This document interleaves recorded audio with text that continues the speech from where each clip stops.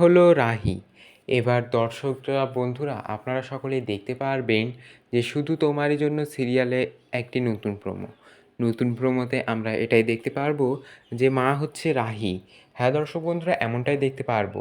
দেখতে পারবো রাহির ফুলশয্যা হবে এবং সেই ফুলশয্যার পরেই আমরা দেখতে পারবো গল্পের ৩ মাস পর, এবং ৩ মাস পর আমরা সকলে দেখতে পারবো যে রাহি প্রেগনেন্ট এবং রাহি একদিন হঠাৎ মাথা ঘুরে পড়ে যাবে এবং রাহি প্রেগনেন্ট হয়ে যাবে এবং তখন সেটা বাড়ির সকলে শুনে খুবই খুশি হবে।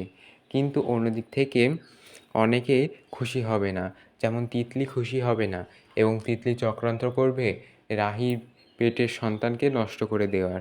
এবং আমরা এটাই দেখতে পারবো যে গল্পের এবার নতুন মোড়, ৩ মাস পর দেখতে পারবো রাহি মা হবে। তাহলে দর্শক বন্ধুরা আপনারা কমেন্টসে জানান রাহি মা হলে আপনারা কতটা খুশি হবেন। আর এরকমই এক্সক্লুসিভ ভিডিও পেতে আমাদের চ্যানেলটিকে এক্ষুনি লাইক দিয়ে সাবস্ক্রাইব করে সাথে থাকুন। ভিডিও দেখার জন্য ধন্যবাদ।